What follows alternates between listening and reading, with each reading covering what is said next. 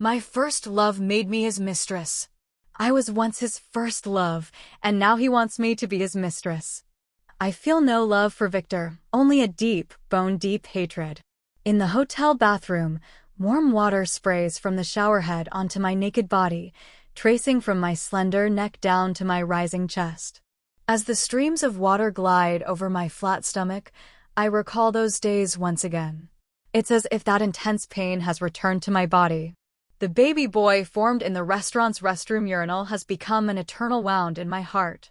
Victor is waiting for me just outside, separated by a single door. My heart is pounding so hard it feels like it will burst from my chest. After finishing my shower, I don't rush out. The shower is still running, water pouring out in a steady stream. Wrapped in a bathrobe, I stand by the door, trying to calm my racing emotions. Suddenly, the bathroom door was slammed repeatedly, the sound sharp and urgent. The corners of my mouth trembled slightly. I knew Grace had come to catch us in the act. I knew who had spilled the secret. It was my best friend Helen. I had only confided in her about this. I opened the door with a calm expression and stepped out of the bathroom. I knew what fate awaited a mistress like me, and at this moment I was ready to face the storm. "It's you." Grace's eyes widened as she stared at me, flames of anger burning fiercely within them. It seemed Helen had only told Grace to come catch the affair, but hadn't revealed who the adulteress was. She grabbed my bathrobe with surprising strength. I hurriedly shielded myself with both hands. Victor, also in a robe, kept his head down, looking too afraid to come near. I was used to this by now. He was always all talk and no action. I suddenly didn't know how to respond, so I mimicked the tone of a mistress from a TV show. Looking at Grace with a disdainful expression, I said, "It was your husband who invited me here." Grace shouted at me angrily, "If he tells you to come, you come. If he tells you to die, why don't you just die?" I continued to provoke her, chuckling softly, "He loves me. How could he bear to see me die? You really have no shame." With that, she raised her hand and delivered a sharp slap that landed squarely on my face. It hurt, but compared to the pain in my heart, it was nothing. Instinctively, I raised my hand, but looking at her face flushed red with anger, a sudden pang of pity arose within me, and I slowly lowered my hand. Grace pulled me toward the door, nearly tearing the robe off me. Victor followed behind her like a child caught doing something wrong, silent. Grace shouted domineeringly, "How many times now? How many times have you two booked a room?" Victor finally spoke up, "The first time, we didn't do anything, and then you showed up." I smiled. "Do you believe that? We've been together for a while." "Don't believe her, Lori. Please don't get me into trouble." By the time he said this, we were already outside the hotel. Grace was furious, grinding her teeth as she said, "You're really something. I call you crazy, crazy." She shouted as she wildly yanked at my hair, her slaps landing one after another on my head. I seem to have a masochistic streak. Every slap she lands on me eases the guilt in my heart a little. I don't blame her. This woman who's abusing me now, I hold a trace of apology toward her and her family, and a hint of pity for her and her child. Victor remained silent the whole time. I smiled inwardly. This man, sigh. Grace grabbed me at the hotel entrance, shouting and yelling. She wore a short black down jacket, the sleeves pushed up high from the struggle. "Everyone, come see. This woman is a shameless homewrecker." Passers-by stopped one after another, drawn to the commotion. They all cast disdainful glances at me in unison, and I stared blankly at everything unfolding before me. In the biting cold wind, I stood like a statue, expressionless and stiff, letting Grace hit and scold me. I stumbled and fell to the ground, my knee scraping against the cold green marble floor. Everyone was eagerly watching the drama of the wife beating the mistress. I was anxious inside, thinking, could it be that if I get beaten up, the matter would just end there? Since Victor isn't protecting me, maybe Grace would forgive him. Suddenly, I stood up and hid behind Victor. "Victor said he loves me. He will divorce you. There's no feeling left between you two." Grace glared at Victor fiercely, her eyes bloodshot with rage. She suddenly lunged at Victor, her clenched fists like two drumsticks, pounding heavily on Victor's back with a steady, thunderous beat. Victor bent over, hands clutching his head, putting on a pitiful, begging for mercy act. His face was hidden behind his arms, the painful expression flickering in and out with the movement of his arms. I drew the fire away, and while Grace was busy dealing with Victor, I quietly slipped away. Behind me, a woman, meddling as usual, shouted, "Hey, hey!" The mistress ran away. On a cold winter day, wrapped in a bath towel, I shivered as I walked down the street, ignoring the strange looks from passers-by. My mind was elsewhere. I felt a dull pain around my right knee and stopped. Looking down, I saw a red patch on my knee, with a broken spot in the center. On the white skin, red blood spots were scattered, and next to the wound, the thin skin curled slightly at the edges. When I looked up again, I happened to see a taxi. I waved it down. Sitting inside, recalling everything that had happened along the way, I suddenly felt a rush of satisfaction, as if a great grudge had been avenged. I couldn't help but laugh, then uncontrollably burst into tears. That night, I received a call from Helen. Things went smoothly. Grace said she wants to divorce Victor. She wants the child, the house, and the money she's going to make Victor leave with nothing. Hearing her say that, I felt an unprecedented sense of relief. That incident back then could have been left behind in confusion, with only me getting hurt. But as the mysterious veil covering the truth was lifted little by little, my resentment only grew stronger. After breaking up with Victor, we hadn't been in contact for 10 years. The next time I saw Victor was in the park of our small town. Victor was walking toward me holding the hand of a 10-year-old boy. The child had a big head, round face, and big eyes, none of which resembled him. Of course, the boy looked more like his mother. If my child were still alive, he should be older than that boy. Seeing Victor again made me sad, not because I couldn't let go of my feelings for him, but because I couldn't let go of my resentment toward him. I was about to turn 30, an age when I should have a happy marriage and adorable children, but all of that had become a luxury beyond my reach. He imitated the tender male leads from TV, said, "Long time no see," and flashed a faint smile. I gasped sharply, my heart tightening involuntarily, and the smile at the corner of his mouth stabbed my eyes painfully. I couldn't bring myself to smile back. I had once thought that if I ever saw him again, I would scold him harshly or slap him to vent the anger inside me. But now I had changed my mind. I just wanted to stay as far away from him as possible. I cast him a cold, sharp glance, pretending to be calm as I walked past him. My foot caught on a protruding stone, and I stumbled, nearly falling. He wore a panicked expression and said in a worried tone, "Are you okay?" Still so careless. As he spoke, he reached out to help me. A sudden wave of disgust rose up, and instinctively, I dodged his hand. The little boy said in a clear, crisp voice, "Dad, what are you doing? Mom will get angry if she sees." Victor frowned slightly, a bit nervous. "Don't tell her. When we get home, I'll buy you an Ultraman." The child nodded with a smile.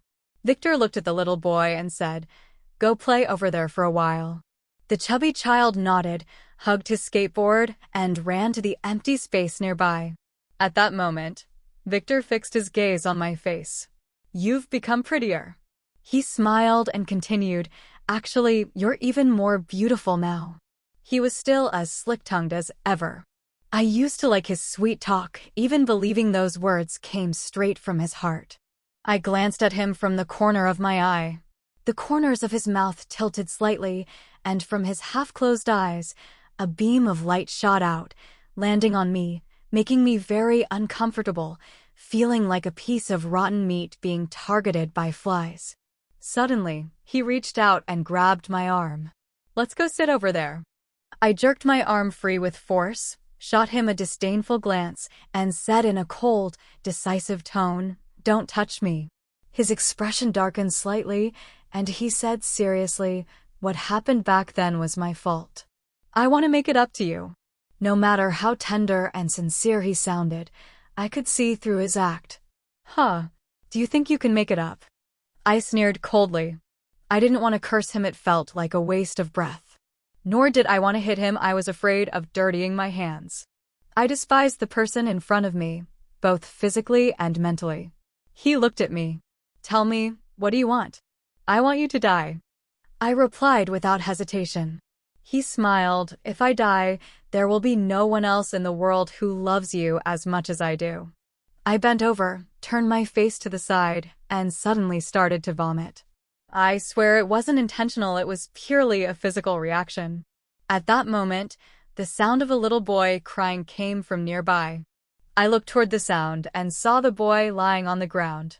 I could tell he looked a bit anxious, but then he suddenly pulled out his phone and said, "Leave me your number so we can get in touch if anything comes up." I thought for a moment and decided to give him my number, thinking, after all, it was you who wanted to mess with me. Back home, lying in bed, my mind was a mess. Those painful memories from the past crashed over me like waves, threatening to swallow me whole. If only I had loved myself a little more back then, would things have turned out differently? I did make mistakes, but this punishment feels far too harsh. Doesn't Victor bear any blame at all? Why is he able to live his life just fine? I still don't understand why fate is so unfair. I soon received a text from Victor. He said he still loved me and wanted to start over. Perhaps pain brings clarity. I had seen through everything, including that hypocritical man. Whether he loved me or not no longer mattered to me. Without a second thought, I rejected him. I knew that even if I agreed, it would have nothing to do with love. I was still too kind to him. My biggest flaw is my soft heart. Now, I felt more disgust than hatred toward him. I never thought about revenge, even though he had moved on to someone new after I had a miscarriage. Victor was my first love. Back then, we were 13 or 14, just awakening to feelings. He said he liked me, but I was too young to agree to be with him. Later, he pursued me again, and at 16, we officially started dating. He only finished elementary school and then dropped out. His family owned 4 semi-trucks, making them one of the wealthiest in our town. Being with him wasn't because of his family's status. At first, I didn't have deep feelings for him. It was just that he was the first boy to pursue me. When you're so young, it's hard to have profound emotions. At that time, both our parents tacitly approved. He drove, and I followed in the car. Those 2 years, we were almost inseparable, always clinging to each other. Back then, I was wholeheartedly determined to be with him. That time, we tasted the forbidden fruit in the car. I was scared and kept refusing, but he kept pleading. I had no choice but to give in. When I was 18 and Victor and I had been engaged for a year, I found out I was pregnant. At that time, I still didn't realize the seriousness of the situation. I thought simply, if I get pregnant, we'll just get married. I think Victor thought the same way at first. What no one expected was that Victor's father arranged another marriage for him. It was Grace, my elementary school classmate. She had short hair all year round, a round face, big round eyes, thin lips with the corners slightly downturned, and she was about the same height as me. Even though my relationship with Victor was very stable, and I was carrying his child, I didn't understand why his father would do such a thing. When I found out, I had a huge fight with Victor. From him, I learned that his father looked down on me for being pregnant before marriage and called me an unchaste girl. But the child is yours. You know, I've only ever been with you. I know, but my dad doesn't. I told him, but he won't listen. Afterwards, he solemnly promised me that he would only love me in this lifetime. He said he wouldn't obey his parents' arrangements and even said that if things really got bad, he would elope with me. I believed him, always thinking that even a fierce tiger wouldn't eat its own cub. I was carrying his child. He wouldn't heartlessly abandon us. I thought his father must have been momentarily confused. Old people usually love children, so he probably wouldn't cruelly tear us apart. Even if he didn't want me as a daughter-in-law, maybe for the sake of the child, he would agree. I always held on to a sliver of hope in my heart. That day, we were eating at a restaurant in town. When I arrived, he had already ordered the dishes and even got a bottle of orange juice, thoughtfully pouring a glass for me. It was winter, and I felt the orange juice was too cold. I was afraid it would upset my stomach. Besides, I was pregnant then, so I dared not drink anything carelessly. Seeing that I wasn't drinking, he asked the waiter to bring a bowl, placed the glass of orange juice inside it, and warmed it up for me. At that moment, I was deeply touched, feeling that he was really kind to me. Actually, I didn't have to drink the juice, but since he had gone to such trouble to warm it, not drinking it felt like betraying his heartfelt effort. So, I picked up the glass and finished the orange juice in one gulp. Soon, I started feeling stomach pain and ran to the restroom. The restaurant's restroom had squat toilets, and I squatted there for a long time, struggling with constipation as if I had been going on forever. My lower abdomen ached so badly that I was breaking out in cold sweat all over. Then I felt something slide down from my abdomen. I had lost my child into the toilet bowl. It was a fully formed boy, looking like a little mouse. My mind was buzzing, and tears streamed down my face as I came out of the restroom. Staring blankly at Victor, I said, our child is gone." When I stood in front of Victor, crying my heart out, I felt my pants were wet and sticky. When I touched them, it was all blood. Looking down again, half of my pant leg was soaked. I didn't care about Victor's expression. I was both heartbroken and scared, crying until I fainted. When I woke up, I was already in the hospital. Only my mom was by my side then. She wore a worried look every day. Strangely, neither my dad nor Victor showed up again. Later, my mom told me that while I was in the hospital, Victor's family had come to my house to talk to my dad about breaking off the engagement. My dad didn't ask for my opinion and agreed immediately. But he did beat Victor up. Maybe because they were in the wrong, no one from their family fought back. By the time I was discharged, Victor had already gotten engaged to Grace. From then on, I cried every day. I hated Victor with all my heart, and I hated myself for being so careless and losing the baby. I always felt that if the child had survived, Victor and I would have gotten married. During my confinement month, I lay in bed for a whole month, my face washed with tears. Just the thought of Victor being with Grace made my heart ache like it was being pierced by needles. Helen often came to see me then. Helen was my childhood friend, and her husband was very close to Victor. They had grown up playing together. But at that time, they weren't married yet, only engaged. What I heard from Helen shattered my worldview completely. It turned out that Grace's mother had gotten involved with Victor's father, and because his family was well off, they were determined to marry their daughter into that family. Victor's father, in an effort to please Grace's mother, insisted on breaking me and Victor apart. She said angrily that bastard Victor doesn't deserve to live. He'll get his comeuppance sooner or later. She also said, it's better to see a scumbag like that clearly early on. Marrying him would have been a real misfortune. I had the strange feeling that she seemed to hate Victor even more than I did. I said nothing, unsure why Helen kept calling Victor a scumbag. I always felt he was forced into a corner, though I didn't defend him either. After all, while I was like this, he had already found someone new. Helen's harsh words weren't undeserved. One night, my mom came into my room and sat silently by my bedside. By then, I had already gotten up from my confinement. I'm generally an optimistic person, not one to dwell on things. I know what you want to say. Don't worry, I'm fine. The world isn't just about Victor. Besides, I'm no worse than anyone else. I'll find someone richer and more handsome than him, just to spite their family. As I spoke, my mom's expression grew darker. There's something I've been thinking about for a long time, and I have to tell you. At that moment, I already had a bad feeling. My mother wiped her tears and said, "It was when you had that heavy bleeding last time and were rushed to the hospital. The doctor said you might never be able to have children." After saying this, she couldn't help but curse, "That damn Victor. He's ruined your whole life." When I heard the news, it felt like the sky was falling. For a woman, especially in the countryside, if she can't have children, can she still be considered a woman? I buried my head in the quilt.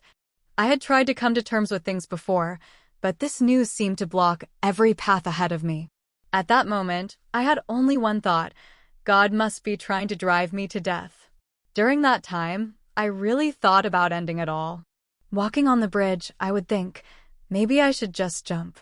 After all, living felt worthless, and dying might even save some grain.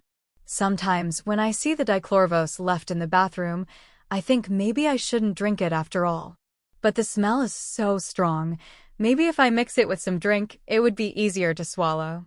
Seeing the gas cylinder in the kitchen, I would also sit there blankly, thinking that I've heard gas poisoning can kill people too. I started to hate Victor from the bottom of my heart. If it weren't for him, I wouldn't be in such a miserable state, yet he's married to Grace. I stayed home resting for another month, then found a job at a restaurant in the city. They provided food and lodging, so I rarely went back home. I worked there for several years straight. Helen came to find me again, about a week after I ran into Victor in the park. We sat and talked, and I suddenly asked her, "You seem to really hate Victor?" "That kind of scumbag, isn't it normal for me to hate him?" she replied. I asked Helen, "Are you hiding something from me?" Helen said, "Victor is much worse than you think." I hurriedly said, "Tell me everything you know." Helen hesitated, remaining silent for a long time before speaking. "What happened to that child of yours back then? Didn't I already tell you?" "At the restaurant, I went to the bathroom and then lost it." She sneered coldly. "Huh. It was Victor who slipped abortion pills into your drink." I looked at Helen in shock, shaking my head repeatedly. "No way. Impossible, impossible. Victor is bad, but I never believed he could be this bad." "What's impossible?" "He said it himself." "Didn't you see that smug look on his face?" Just hearing it makes me furious. He actually did something like that, and he's proud of it less than an animal. I could no longer hold back the anger inside me. It felt like a fire was burning in my chest. Suddenly, I stood up and grabbed a pair of scissors. Helen was terrified. "What are you doing? Don't do something stupid." I think my eyes were vacant then, repeating over and over, "I'm going to kill him." "Lori, what's wrong with you? Don't scare me like that." Helen grabbed my arm, her voice trembling with tears. "If you kill him, will you still be alive? Is he worth it, that worthless man?" Helen's words jolted me awake. Yes. Although I'm just a worthless life, the thought of meeting him again on the road to the underworld after death suddenly made me realize something. "You make sense, Helen. You're smart. Help me think of a way to get this revenge." I put down the scissors in my hand and looked at Helen with full expectation. Helen was silent for a moment, then suddenly looked at me and said, "I've thought of an idea. I don't know if it will work, but it's definitely much better than you killing him with scissors." Helen's mind really is quick. I thought her idea was great. She also said she had Grace's WeChat and would help me. After a pause, she looked at me with a worried expression. "Maybe forget it. Let's think of another way." "No, I can't wait any longer. There's no better way than this." I added Victor on WeChat and chatted with him. He took the bait naturally and started talking about the past, saying I was his first love, his white moonlight. He invited me to a hotel, and this time I agreed without a second thought.